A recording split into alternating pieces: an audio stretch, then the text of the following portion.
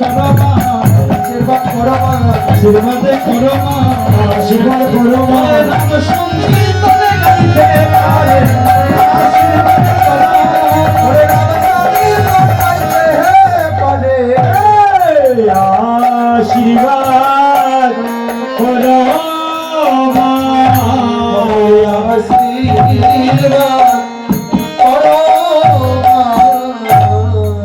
যখনই জন্ম নিয়েছে ছেলেরা আমাদের ঘরে যদি মা কোন সন্তান যদি আসে আমরা কি করি মধু তো খাই মধু মধু কোথায় পাবো এই জিভায় যদি মধু দেখা যায় তাহলে নাকি সন্তান মিষ্টি মিষ্টি কথা বলবে আজ মধু সরস্বতী পূজা দিন তো জন্ম নিয়েছে ওই সরস্বতী পূজা দিন তো জন্ম নিয়েছে সব দোকান বন্ধ মধু কোথায় পাবে আর মুকুন্দ দাস বলছে দুই কানে শোনাই এলো মধু হরির নাম দুই কানে শোনাই এলো মধু হরির নাম দুই কানে শোনাই এলো মধু হরির নাম দুই কানে শোনাই এলো মধু হরির নাম হরি নাম শোনালো হরি নাম শোনালো নাম শোনালো হরি নাম শোনালো রঘুনন্দন কর্ণ বলে হরি নাম শোনালো রঘুনন্দন কর্ণ বলে হরি নাম শোনালো হরি নাম শোনালো হরি নাম শোনালো হরি নাম শোনালো হরি নাম শোনালো রে রঘু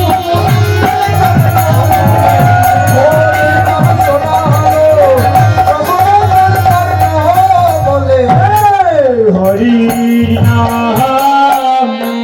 শোনালো হরি নাম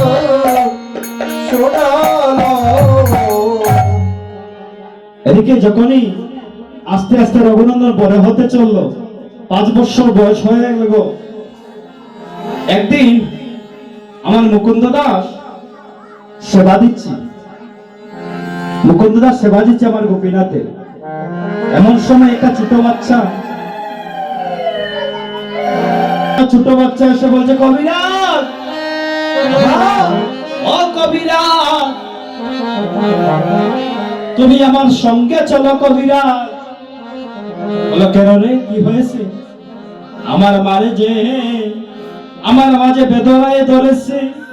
কি জানি একটা উচ্চাটন করছে কবিরাজ তুমি আমার সঙ্গে চলো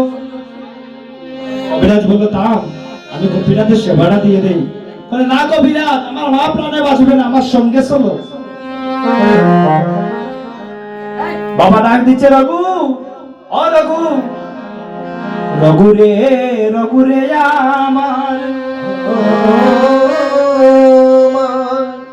আমি চলে যাচ্ছি পাশের গ্রামে আমি চিকিৎসা করব এই বাবা যে কাজ কর আমার গোপীনাথের সেবাটা দিয়ে দিস বাবা 5 বছর ছেলে কি সেবা দিতে পারবে মা সেবা দিতে পারবে না কি করলো আর ছোট বাচ্চারা দেখবেন গোবিন্দের সেবা দিতে ভালোবাসে আমার আমার মুকুন্দ দাস চলে গেল 5 বছর শিশু সেবার তালি এনে গোপীনাথের সামনে রেখে বলছে ওগো গোপীনাথ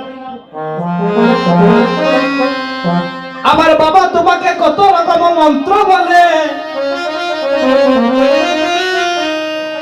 আমার বাবা তোমাকে বাজার থেকে চন্দন এনে ফর্নের মধ্যে চন্দন লেপনে করে দেয় আমার বাবা কত রকমে তোমাকে পূজা করে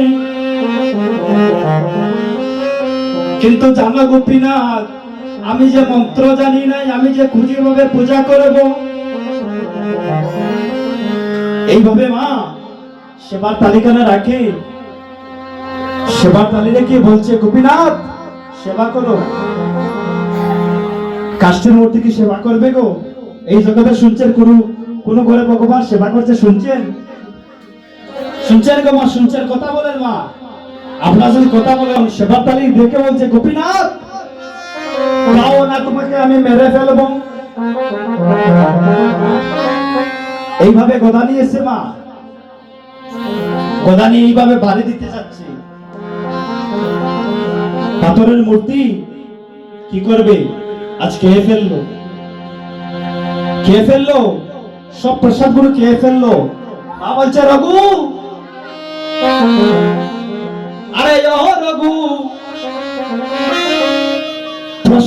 রে বাবা,